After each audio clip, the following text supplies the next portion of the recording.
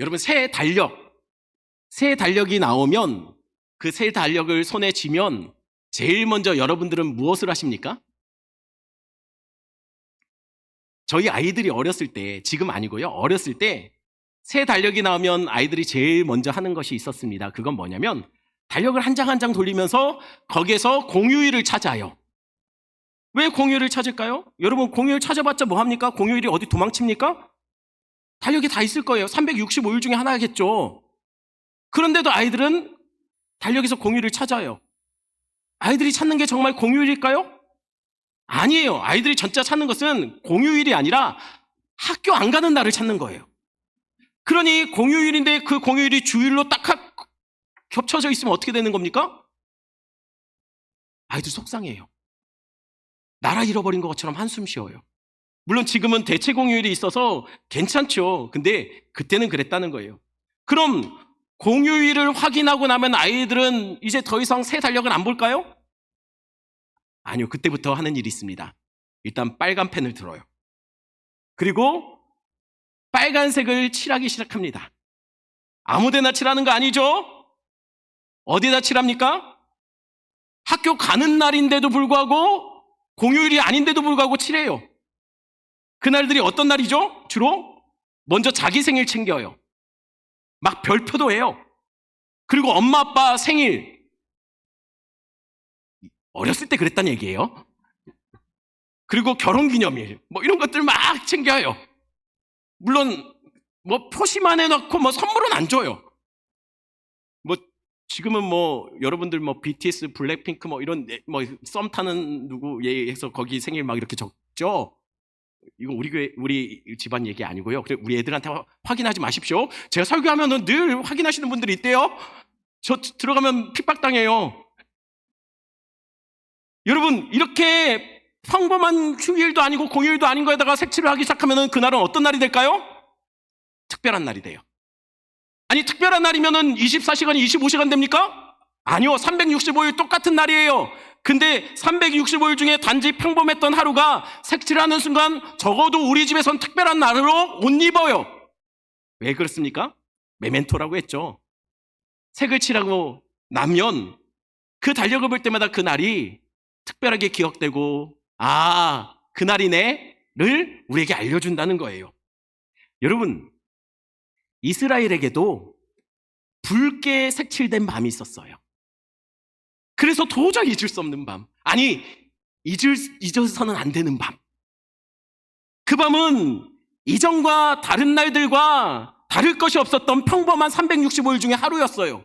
그런데 하나님이 그날을 빨갛게 색칠하게 만드시고 그날을 특별하게 만들어 주셨어요. 하나님은 이스라엘 백성들에게 어린 양을 잡아 그 피로 이렇게 문에 빨갛게 칠하라고 얘기하십니다. 이날이 어떤 날입니까? 6월절이에요. 6월절 밤 하나님은 양을 잡고 그 피로 그 문을 붉게 칠하라고 명령하십니다.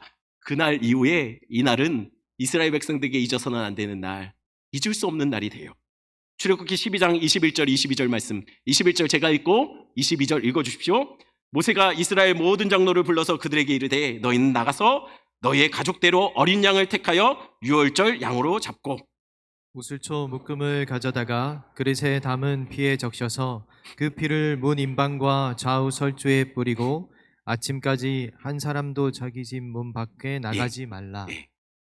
하나님은 이스라엘에게 이렇게 명령하셨어요. 얘들아, 너희는 어린 양을 잡고 그 피로 문 임방과 문 설주를 붉게 칠하라.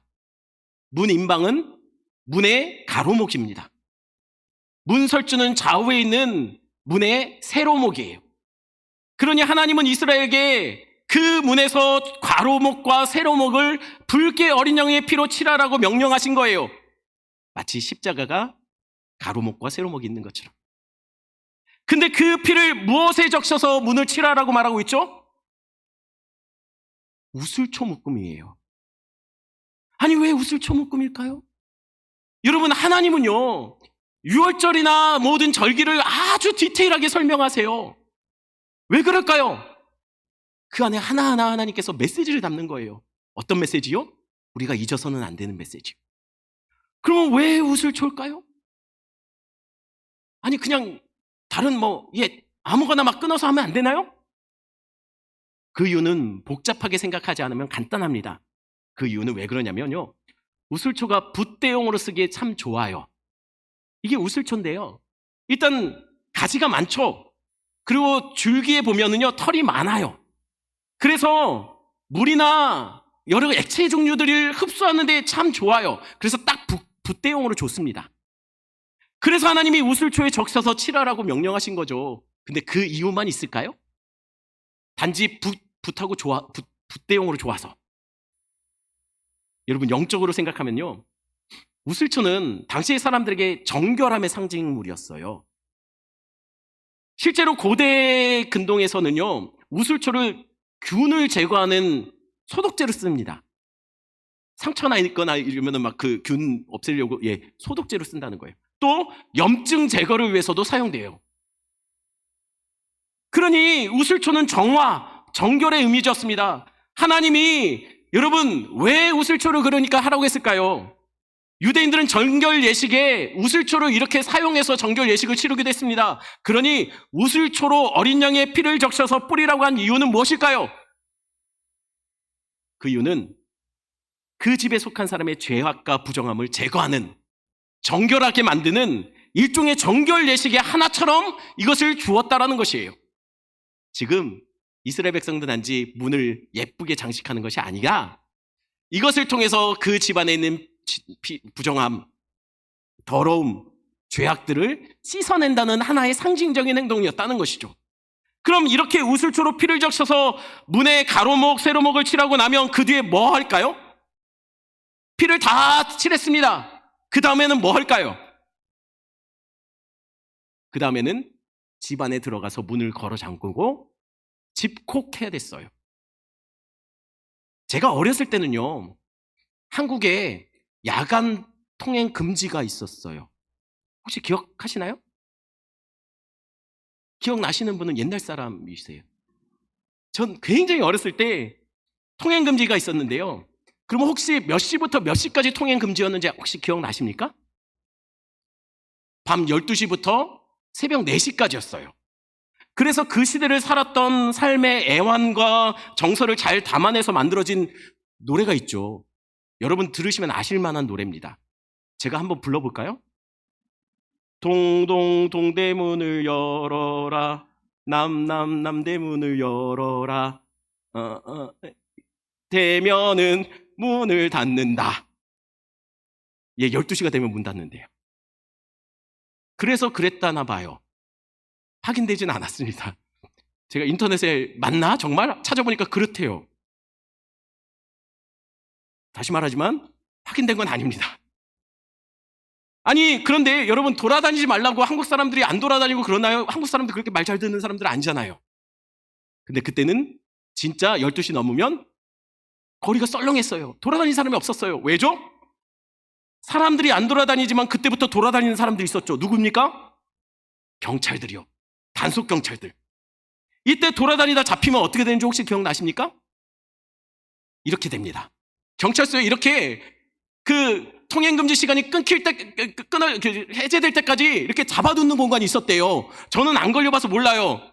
근데 저희 아버지가 가끔, 저희 아버지 술을 좋아하셔서 가끔 12시 넘었다면, 아이고, 오늘 또 어디 잡혀 계시네. 그러셨다는 거예요. 그래서 전 세계적으로 자정이 되기 전에 급하게 집으로 돌아가는 사람들이 두 부류의 사람들이 있었대요. 전 세계적으로. 첫 번째는 한국 사람들이요. 두 번째는 신데렐라. 자정되기 전에 집에 급하게 들어가는 사람들. 두 종류의 사람. 여러분, 이스라엘은요, 자정은 아니었지만 저녁이 되기 전에 그들도 그랬답니다. 어떻게 해요? 22절 하반절만 같이 보겠습니다. 같이 읽습니다. 그 피를 문 인방과 좌우 설주에 뿌리고 아침까지 한 사람도 자기 집 문 밖에 나가지 말라. 다들 문에 피를 뿌리고 나면 문을 닫고 집 안에 들어가 집콕해야 됐어요. 왜요? 해 떨어지면 그때부터 통행금지입니다. 왜 통행금지입니까? 그때부터 누가 돌아다니죠? 호랑이보다 꽃감보다 호암 마마보다 무서운 죽음의 사자가 돌아다녀요. 그러니 괜히 겁없이 돌아다니다가 거리에서 이 죽음의 사자에게 불신검문 당하면 죽음에 사로잡혀 영영 집에 못 돌아옵니다. 그러니 그 밤에는 피가 뿌려진 그 문 걸어 잠그고 절대 집 밖으로 나오면 안 된다는 거예요. 왜요? 그래야 살아요. 그래야 안전합니다. 여러분, 그렇다고 오해하시면 안 돼요. 마치 십자가나 보혈이 마치 드라큘라의 십자가의 것처럼 부적처럼 생각하시면 안 돼요. 마치 이것이 무당들이 악기를 쫓는데 닭피에 부적 쓰듯이 예수님의 예수님의 피를 상징하는 양의 피가 부적 역할을 하는 것이 아니라는 거예요.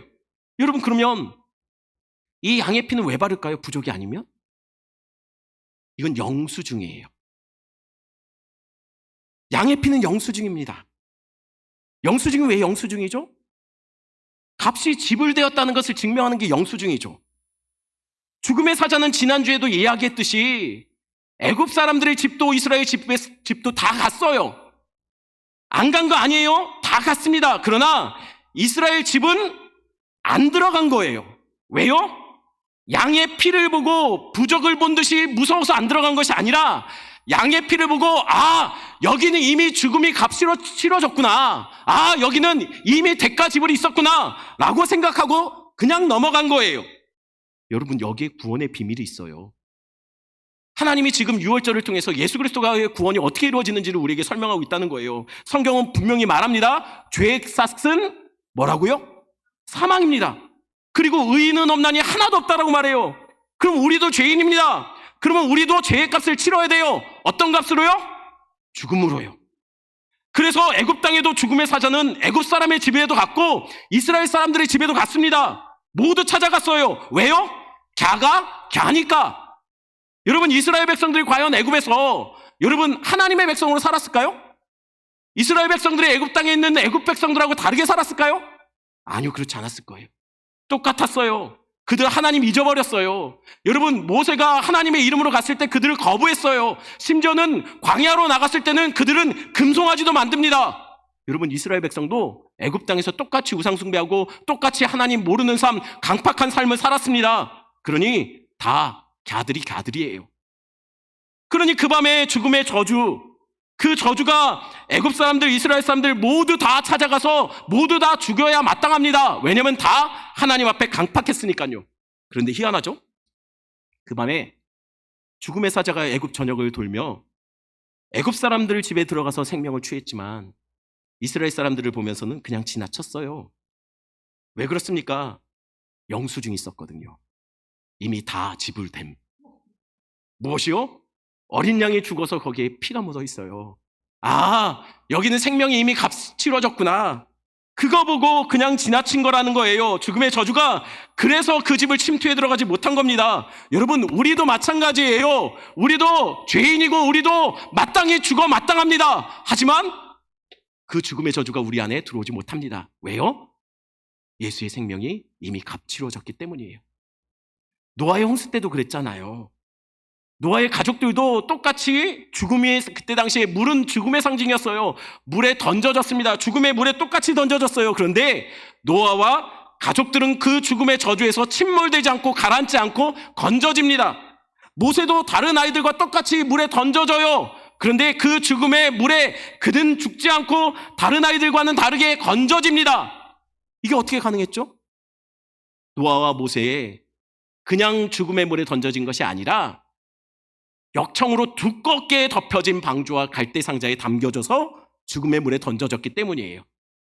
그래서 죽음의 물이 노아와 모세가 담겨져 있는 방주와 상자는 침투에 들어가지 못한 겁니다. 아니, 그럼 도대체 역청이 뭐길래 왜 하나님의 저주와 심판의 상징인 물이 왜 그들을 침범하지 못했을까요? 원어로 역청은요, 우리 창세기 할 때도 여러 번 다뤘던 것 같아요. 소페르라는 단어를 씁니다. 이 소페르라는 단어는요, 명사일 때는 역청, 송진으로 쓰여요. 근데 이게 동사로 쓰이면은 뭐로 쓰이냐면 덮다, 속죄하다 라는 뜻이에요. 가리다, 이런 뜻이라는 거예요. 그래서 그런 거예요. 하나님이 이것을 통해서 알려주시는 게 뭡니까? 어떻게 애굽 사람이나 이스라엘 사람들이 똑같이 죄인인데 왜 애굽의 집에는 죽음의 사자가 생명을 취하러 들어가고 이스라엘 집은 그냥 지나갔을까요? 왜냐하면 이스라엘 집에는 뭐가 덮여져 있었습니까? 역청처럼 어린 양의 피가 덮어져 있었어요. 그 안에 있을 때 그들은 살 수 있었다는 거예요. 여러분, 이게 구원의 원리입니다. 기억하십시오. 우리는 안 믿는 사람이나 우리나 다 똑같아요. 죄인이에요. 하나님 앞에 얼마나 더 큰 죄인인지 얼마나 덜 큰 죄인인지 그 차이예요. 우린 다 똑같이 하나님 앞에 죄인입니다. 그런데 왜 우리는 구원받고 세상은 구원받지 못한다라고 우리는 말할까요? 여러분, 우리가 세상보다 더 의롭습니까? 우리가 좀 낫나요? 물론 우리가 외모는 좀 괜찮은 것 같아요.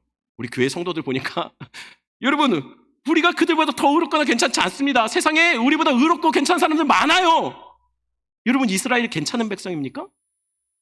제가 성경을 보면 볼수록 제가 생각나는 게 뭐냐면, 아니, 하나님은 어째 그냥 골라도 그 많은 민족들 중에 왜 하필 이스라엘일까? 너무 형편없잖아요. 너무 이렇게 어찌 이렇게 그냥 하나님의 은혜를 까맣게 잊어버리는 민족을. 여러분, 근데 왜 그들일까요? 역시 왜 우리일까요? 여러분, 우리가 구원받을 자격이 있습니까? 아니요, 없어요. 아무런 자격이 없음에도 우리가 구원을 받았다는 이유는 뭡니까? 우리 안에 없어요. 오직 하나, 우리는 대신 값 치루어 주신 어린 양의 보혈에 덮여져 있는 거예요. 우리는 예수 보혈 대속의 은혜로 죄가 가려진 자들입니다. 기억하십시오. 우리에게도 안 믿는 사람들과 동일하게 죽음의 저주는 우리에게 찾아올 거예요. 우리도 죽음을 맞닥뜨릴 때가 오게 되는 거예요. 하지만 그래도 그 죽음의 저주가 우리를 사로잡진 못합니다. 왜요? 우린 주 보혈 아래 있기 때문입니다. 사망 권세가 우리를 어쩌지 못해요. 예수님이 이미 사망 권세, 어둠의 권세를 이기시고 승리하셨습니다. 그래서 바울은 이렇게 말합니다. 갈라디아서 3장 27절 말씀, 우리 한 목소리 같이 읽습니다. 누구든지 그리스도와 합하기 위하여 세례를 받은 자는 그리스도로 옷 입었느니라. 우린 예수님을 믿는 순간 우린 보혈의 공로 안에 들어가는 거예요. 십자가의 보혈과 그 피 흘리심의 은혜로 덮여지는 겁니다. 우리는 죄로 발가벗겨졌던 자들인데, 하늘의 모든 기업을 잃어버리고 발가벗겨진 수치를 갖고 있었던 자들인데, 우리는 예수 믿는 순간 우리는 예수로 옷 입고 상속자로 하늘 기업을 물려받는 자가 되는 거예요. 그것을 상징적으로 보여준 것이 어린 양 그 피로 문을 치라고 그 안에 들어가 나오지 말라고 하나님께서 명령하신 것에 담겨져 있다는 거죠. 그러니 그날 저녁에는 이스라엘 백성들은 뭐 했을까요? 양의 피로 뿌려진 그 문을 닫고 집 안에, 그때부터 이스라엘 백성들 뭐 합니까? 어린 양은, 그 피 흘린 어린 양을, 같은 양을 먹었어요. 자, 생각해 보세요. 양의 피로 덮은 그 집에 들어갔고, 양의 희생 안에 들어갔고, 또 그 안에서 뭘 합니까? 양을 먹어요. 양이 내 안에 들어오는 거예요. 이스라엘 백성들은 양의 희생 안에 들어가고 양을 그 안에 집어넣습니다. 이 묘한 관계예요. 양의 희생 안에 있고 양이 그들 안에 있는 과정. 이 묘한 관계. 이것을 예수님은 이렇게 표현합니다. 요한복음 15장 4절 말씀 같이 있습니다. 내 안에 거하라. 나도 너희 안에 거하리라. 포도나무에 붙어 있지 아니하면 스스로 열매를 맺을 수 없음 같이 너희도 내 안에 있지 아니하면 그러하리라. 성도는 예수 보혈의 공로 안에 있어야 돼요. 그래야 안전합니다. 그래야 삽니다. 하지만 이게 다가 아니에요. 우리는 말씀이 육신이 되시어 오셔서 오신 예수 그분 말씀을 먹어야 돼요. 그것을 우리의 영혼의 양식으로 삼아야 됩니다. 여러분, 그러니 우리는 예수 안에 있고 예수가 우리 안에 있는 거예요. 예수님이 우리 안에서 말씀으로 역사하시고 우리를 다스리는 거죠. 우리가 주의 성전이 되고 우리는 주님 안에 거하게 되는 거죠. 그때 성도는 열매 맺습니다. 우리 힘으로 맺을 수 있는 열매가 아니라 우리 주님이 아니면 맺을 수 없는 우리 안에 예수 닮은 인격과 예수 닮은 삶이 우리 안에 나타나는 거예요. 그러니 여러분 축원하기는 예수 안에 사시고 여러분 안에 예수님이 사시는 그런 삶들 살아가시는 여러분 되길 축원합니다. 그러니 우리도 그 집에서 나오면 안 돼요. 이 땅을 사는 동안 그 집 안에 거해야 됩니다. 그 집이 어떤 집입니까? 예수 피값으로 세워진 예수 보혈의 공로 아래 교회, 우리 자신이 성전이 되고 또한 우리가 교회에 머물러 있어야 된다는 거예요. 우린 주 안에 있어야 안전한 자들입니다. 또한 우리는 주님의 말씀으로 살아야 우리는 생명을 얻을 수 있는 자들이에요. 그럼 이스라엘은 그 밤에 집 안에 머물며 단지 양만 잡아먹었을까요? 8절 말씀입니다. 8절 같이 있습니다. 그 밤에 그 고기를 불에 구워 무교병과 쓴나물과 아울러 먹되. 양고기와 함께 먹어야 될 양식을 이번엔 소개합니다. 뭐죠? 첫 번째 무교병, 쓴나물이에요. 아니 왜 무교병을 먹으라고 했을까요? 그냥 준 거 아니겠죠? 뭔가 메시지가 있을 겁니다. 왜 무교병일까요? 우리 먹어봐서 알죠? 성착식 할 때마다 먹어봐서 알잖아요. 무교병 어떻죠? 맛 되게 없어요. 너무 맛없어요. 여러분 그러니까 왜 무교병이라고 할까요? 우리가 다음 주에 무교절을 설명할 거예요. 설교 시간에 무교절을 다음 주에 할 거니까요. 무교병은요 오늘 6월 하겠습니다. 무교병은 다음 주에 얘기할게요. 그럼 두 번째로 뭐죠? 쓴나물 먹어요. 여러분 쓴나물은 왜 먹을까요? 쓴나물은 쓴 나물이에요. 쓰겠죠? 왜 쓴나물을 하필 쓴나물을 먹을까요? 쓰니까 먹으라고 한 거예요. 왜요? 다시 말씀드리지만 하나님이 지금 6월절에 뭘 먹어야지 맛있는 식사가 될까를 알려주시는 것이 아니라 뭘 먹어야지만 잊지 않을까를 알려주는 거예요. 그러면 쓴나물을 먹으면서 이스라엘이 뭘 잊지 말아야 될까요? 쓴나물이 뭘 기억나게 하는 식물일까요? 그동안 애굽 땅에서요 너무 쓰라렸잖아요. 그들의 인생이 한마디로 말하면 뭡니까? 말하였어요. 너무 고통스럽고 버티기 힘들었어요. 하나님이 쓴나물을 먹으라고 하신 이유는요 애굽에서 종되었던 그 삶 잊지 말라는 거예요. 잊지 말아야 그 절망적이고 기가 막힌 상황 속에서 건져내신 하나님을 기억할 거 아닙니까? 여러분 돌아보건대 여러분 걸어왔던 길들을 한번 생각해 보세요. 기가 막힌 산들 많았잖아요. 못 버틸 것 같은, 죽을 것 같은 그런 어려움들 많았잖아요. 근데 지나고 보니까 어땠습니까? 우리는 이렇게 살아왔어요. 여러분 어려웠던 때를 잊지 말아야 되는 이유가 뭐죠? 그 어려운 순간에서도 우리 하나님은 우리와 함께 하셨거든요. 우리를 지켜주셨거든요. 지금 하나님은 쓴나물을 먹으면서 그때를 기억하라는 거예요. 그러면서 그곳에서 건져내신 나를 기억하라는 거예요. 26절, 27절 말씀, 여러분 그 밥을 먹으면서 쓴나물을 먹으면 무교병을 먹으면 이스라엘 백성들이 반드시 해야 될 것을 하나님 또한 알려주십니다. 26절 제가 읽고 27절 읽어주십시오. 이후에 너희의 자녀가 묻기를 이 예식이 무슨 뜻이냐 하거든 너희는 이르기를 이는 여호와의 유월절 제사라. 여호와께서 애굽 사람에게 재앙을 내리실 때에 애굽에 있는 이스라엘 자손의 집을 넘으사 우리의 집을 구원하셨느니라 하라 하매 백성이 머리 숙여 경배하니라. 여러분 하나님은 식사를 하면서 또한 이것을 명령하고 계세요. 여러분 식사를 하면서 이 일은 단지 그날만 하는 게 아니라 앞으로 계속 심지어는 가나안 땅에 들어가서 이제 더 이상 애굽에 종살이했던 흔적이 다 사라지고 기억이 사라졌음에도 하나님은 끝까지 이것을 하라고 합니다. 뭘요? 같이 식사하면서 분명히 자녀들이 이렇게 물어볼 거 아닙니까? 아버지 왜 쓴나물을 먹어요? 맛없어요. 아니 왜 무교병을 먹습니까? 유교병 주세요. 어린 양을 왜 먹죠? 아니 왜 뼈를 꺾지 맙니까? 이렇게 물어볼 거 아니에요. 그때 부모님은 무엇을 말하라고요? 애굽 땅에서 종되었던 삶, 이 음식을 왜 그러는지, 그때 하나님께서 우리에게 어떤 구원을 허락하셨는지 옛날 얘기하라는 거예요. 하나하나 풀어주라는 거예요. 그 밤에 있었던 일, 우리가 얼마나 절망적인 상황이었는지, 그럼에도 그때 구원해 주신 그 은혜를 자자손손 나누라는 거예요. 알려주라는 거예요. 잊지 말도록, 기억하도록 자자손손 자녀들에게 계속 전하라는 거죠. 아니 그런데요, 여러분 애굽에서 종되었고 그곳에서 건져내신 하나님, 그 이야기가 과연 자자손손 기억될 만한, 잊지 않아야 될 그런 이야기입니까? 여러분 한번 생각해 보세요. 종이 되었던 그 삶, 모멸감이 느껴지고 치욕스러웠던 그 삶을 왜 잊지 말아야 된다고 얘기합니까?